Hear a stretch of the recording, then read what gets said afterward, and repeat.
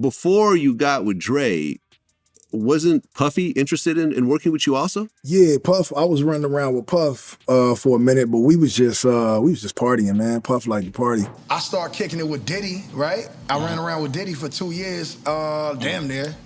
And this nigga Diddy, we never went to the studio one time, but he was like, yo, I fuck with your demo. It seems like Diddy just can't shake off those trafficking accusations. And this time, he's back in the spotlight because the Game hinted that Diddy tried to take him shopping, if you know what I mean. You know what? Scratch that. Diddy did take Game shopping multiple times, and it went on for 2 whole years. Now, Game claimed the only reason he stuck around Diddy for that long was because he was hoping Diddy would eventually sign him to Bad Boy. But folks are now saying Game didn't even realize Diddy was trying to turn him into one of his freak-off buddies. So what exactly happened between Game and Diddy? And how close did Game really come to becoming part of Diddy's freak-offs? Let's get into these details. We just did a bunch of partying. We might have went to the studio once or twice, but I didn't get to record nothing. I was just, you know. The Game previously hinted several times in different interviews that the hip-hop scene is full of men rappers and moguls who hide behind the womanizer facade, but he never actually dropped any names until now. Game is now spilling the tea about Diddy lavishing him with gifts, darling, for a solid 2 years, and the revelation led many fans to further speculate that those disturbing allegations about Diddy being a pimp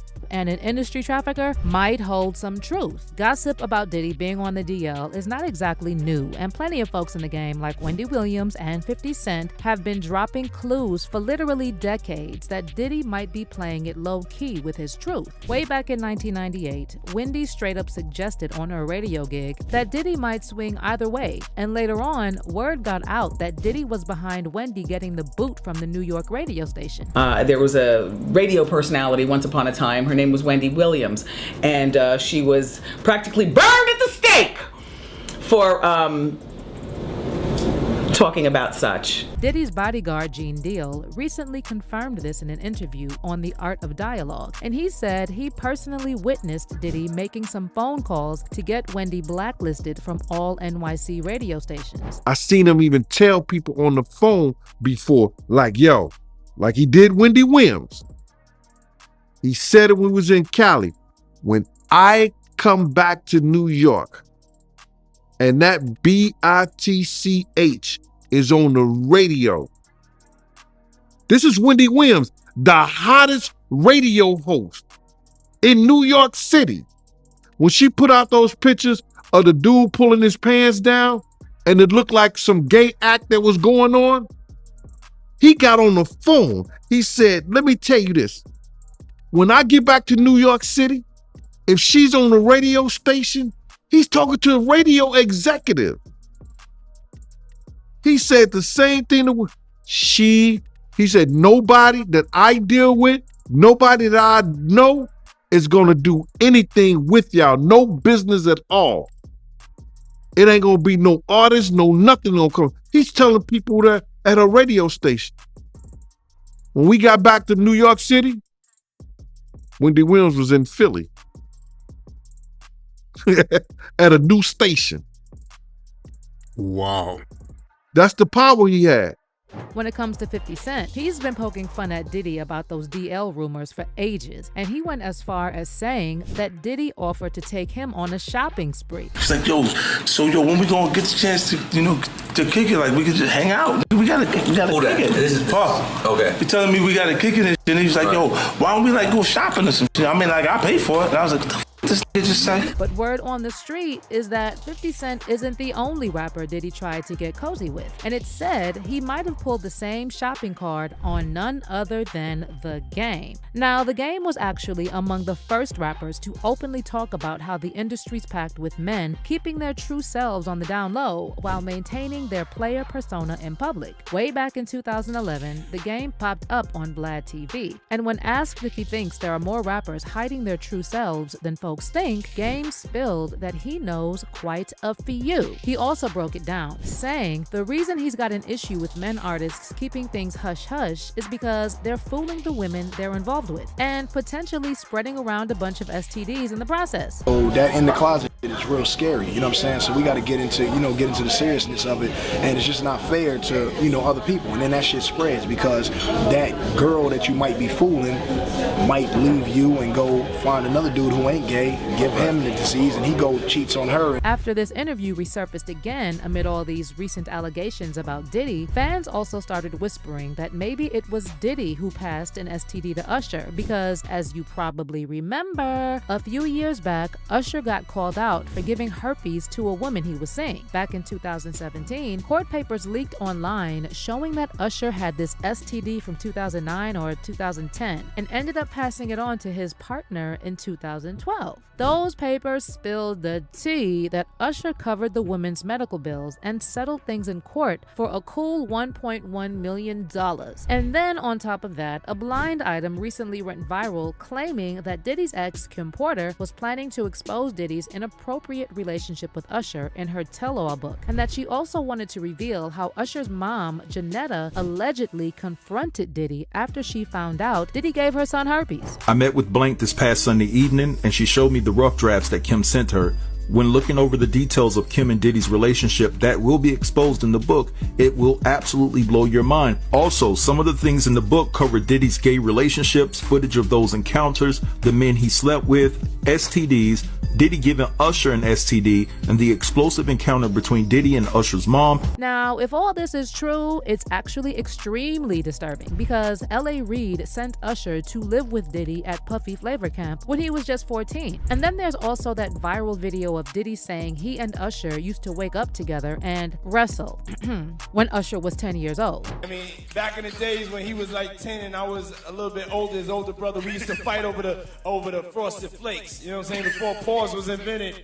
You know what I'm saying? But it's my brother for real. We used to actually wrestle off of the Frosted Flakes because he used to always get up early with me. Now he's one of the richest stars in the world. And I'm Yo, what the fuck did Puff just say? Nobody's gonna acknowledge this but me. Puff just said we used to wrestle over the Frosted Flakes, and we're streaming live. That was stupid. Also, did you catch the adult toy on Diddy's bed behind him? What were they doing in that room? Anyway, y'all, after that interview with The Game resurfaced where he spilled about the DL rappers who hide behind their womanizer personas, fans started pointing fingers at Diddy because he's been linked up with a bunch of women over the years, and he has 6 biological children from 4 different women. Now, there are some rumors floating around that his firstborn Justin Combs and his youngest Love Combs are not actually his, but we'll get into that some other time. Either way, a lot of people are saying that Diddy might have been using these relationships as a smokescreen and to distract everyone from rumors that he's on the DL. Gene Deal also previously hinted in an interview that Kim Porter was aware that Diddy was messing around with both women and men. And Gene also implied that Diddy is probably relieved that Kim is no longer with us because she knew all of his deepest secrets. He was with every chick, every dude, whoever he wanted to be with, when Kim was alive. Kim know all his deepest secrets. You understand? Kim knew why he was using the butt plugs. Kim probably told all that shit in her book. You understand? That up and got missing the day she died. Now, circling back to what The Game said in that Vlad interview, when they asked him if he ever collaborated with a gay rapper without knowing, Game mentioned he'd worked with someone who was going all out to cover up his true self. So you think that you've worked with a gay rapper? Yeah, man. And gay, not being just full out gay, but hiding it, trying to pretend like he, loves girls and live the rap lifestyle, but really, he's a man fan. And the reason why a lot of people are now convinced The Game was talking about Diddy is because he recently spilled about how he spent 2 years letting Diddy take him shopping. To give you some context, The Game started getting serious about music around 2001, and he recorded a mixtape with his brother, Big Phase 100. The mixtape eventually landed in Diddy's lap, and Game got excited thinking Diddy would scoop him up for Bad Boy Records, but that never went down. And though Diddy never revealed exactly why he passed on signing The Game, from what Game spilled on Drink Champs last year, it sounds like Game might have turned down Diddy's moves. So Game let it slip that for 2 whole years, all they did was jet set around the world, and Diddy kept showering him with fancy gifts like watches and chains. Started kicking it with Diddy, right? I ran around with Diddy for 2 years, damn near. And this nigga Diddy, we never went to the studio one time, but he was like, yo, I fuck with your demo, that shit.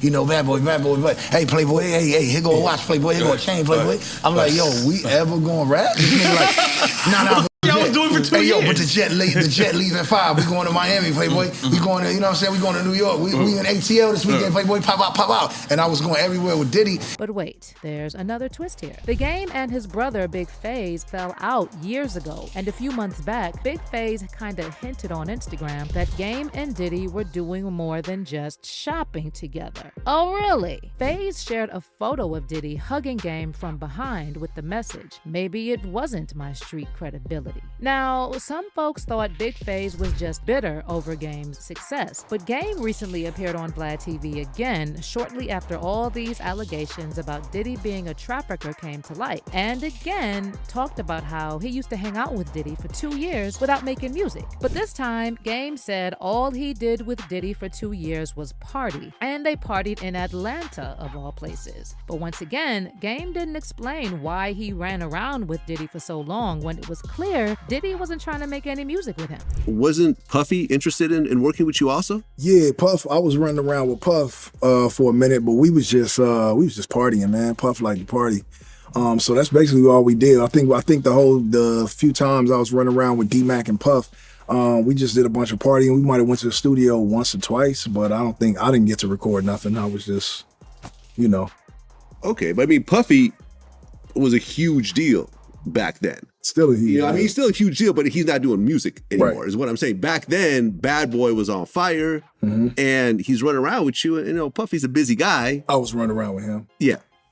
You were running around with him. Right. Was he talking about signing you, or what exactly happened? Nah, Puff he wanted to sign me. He just, you know, he was moving around. Like, he had the restaurant Justin's in Atlanta, so we was in and out of that. A lot of parties in Atlanta with him and V. And, you know, Big Wolf and, you know, Fab and Jeezy was just, you know, I mean, Fab was already on. Jeezy was coming, coming of age.